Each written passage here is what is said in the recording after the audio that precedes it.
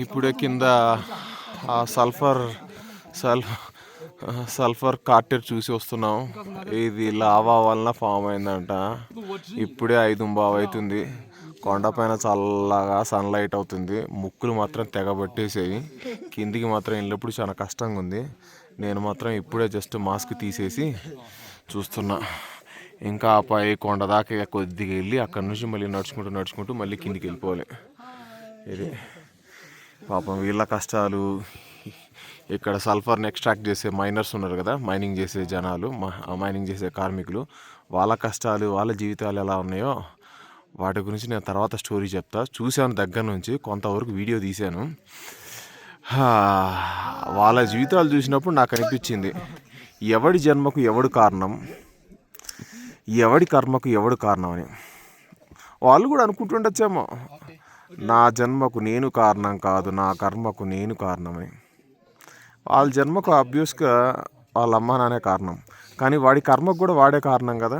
ఇంతకుముందు గైడ్ చెప్పినట్టు ఏమన్నాడు, చైనా వాళ్ళు వచ్చి ఇక్కడ ఇది మోనో రైల్ సిస్టమ్ లాంటిది పెట్టి లోపలి వరకు ఎక్స్ట్రాక్ట్ చేయడానికి ఈజీ సిస్టమ్ పెడతామన్నారు.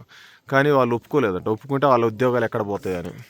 అది సో అలాగని కొత్త స్కిల్ నేర్చుకోలేకపోయారు, అలాగని ముందుకు వెళ్ళలేకపోయారు. ఫైనల్గా అలా బతుకుతూ ఇదే కార్టెల్లో, అదే కార్టర్ అంటే ఇదే పొగబట్టిన సల్ఫ్యూరిక్ యాసిడ్ ఎగజమ్మే ఈ లావా మౌంటైన్ దగ్గర దాన్ని పీల్చుకుంటూ ఆ సల్ఫర్ని ఎత్తుతో, అదే మనం తెలుగులో మాట్లాడుకునే భాస్వరం, దాన్ని ఎత్తుతూ దాన్ని ఎక్స్పోర్ట్ చేస్తూ ఆ వచ్చిన రోజుకి వీళ్ళు ఆ కార్మికులకి ఎంత వచ్చేది తెలుసు, మన కరెన్సీలో గట్టిగా 100 రూపాయలు, 150 రూపాయలు, అంటే $1 కూడా తక్కువకు పనిచేస్తున్నారంట. అది వాళ్ళ పరిస్థితి చూడండి.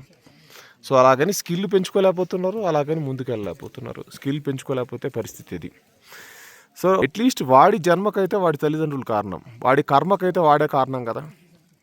స్కిల్ పెంచుకోకపోతే, నైపుణ్యం పెంచుకోకపోతే, సో నైపుణ్యం పెంచుకోవాలంటే జ్ఞానం తర్వాత నైపుణ్యం, రెండు పెంచుకోవాల్సిందే. సో నిరంతర శ్రామికుడిగా, నిరంతర జ్ఞానిగా, నిరంతర అన్వేషిగా మారండి.